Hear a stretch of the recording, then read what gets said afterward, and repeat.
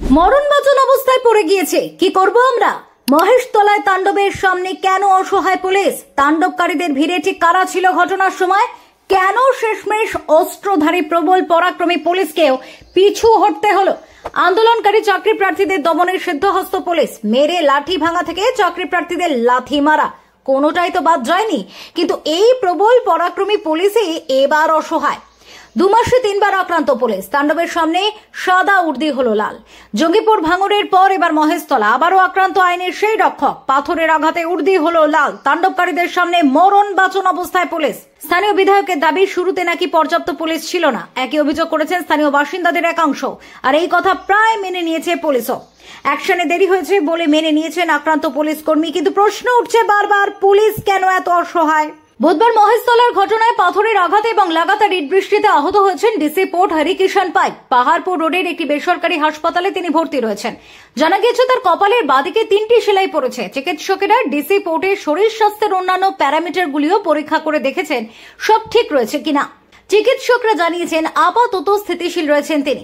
বুধবার সন্ধ্যায় এই হাসপাতালে যান কলকাতা পুলিশের কমিশনার মনোজ ভার্মা এবং অন্যান্য অফিসাররা। সিপি চিকিৎসকদের সঙ্গে কথাও বলেছেন বলে জানা গিয়েছে। পরবর্তীতে তিনি মহেশতলার রবীন্দ্রনগরে ঘটনাস্থল পরিদর্শনে যান। মহেশতলায় রবীন্দ্রনগর থানার সামনেই এদিন জ্বালিয়ে দেওয়া হয় একটি বাইক। ইট পাথর ছুড়ে আশেপাশের বিভিন্ন বাড়ির কাঁচও ভাঙা হয়। একাধিক বাড়ির ছাদ থেকে পুলিশের ওপর ইট বৃষ্টিও করা হয়েছে। পালানোর সময় এক মহিলা পুলিশ কর্মীর মাথায় ইটের আঘাত লেগেছে বলে জানা যায়। পাথর ছুঁড়ে ভাঙা হয়েছে পুলিশের গাড়ির কাঁচ। এ প্রসঙ্গে মেটিয়া বুরুজের বিধায়ক বলেছেন, বিক্ষিপ্ত ঘটনাকে কেন্দ্র করে এগুলি হয়েছে। যারা সমাজ বিরোধী তারা এসে সুযোগ নিয়ে গন্ডগোল করেছে। পুলিশ অনেক কন্ট্রোল করেছে, অনেক পুলিশ আহতও হয়েছে। বর্ষিয়ান বিধায়ক কথাও বলেছেন যে শুরুতে পর্যাপ্ত পুলিশ ছিল না, সে হিসেব পারেনি, তবে পুলিশ পরে এসেছে এবং নিয়ন্ত্রণ করেছে। এক পুলিশ কর্মীকে এদিন মহেশতলায় তাণ্ডব চলাকালীন বলতে শোনা গিয়েছে, প্রচন্ড ইট ছোড়াছুড়ি হয়েছে, আমরা জীবন রক্ষার জন্য লড়াই করে পারছিলাম না, কি করব আমরা? ওরা প্রচুর লোক, শুনছে না, কিছু বুঝছে না, ইট ছুড়ে আমাদের পিছু হটিয়ে দিচ্ছে। আমরা যত চেষ্টা করছি ওরা শান্ত হচ্ছে না, আমরা মরণ বাঁচন অবস্থায় পড়ে গিয়েছি, কি করব আমরা? যতটা পেরেছি লড়াই করেছি। আমাদের ডিসি সাহেব সার্জেন্ট আহত হয়েছেন।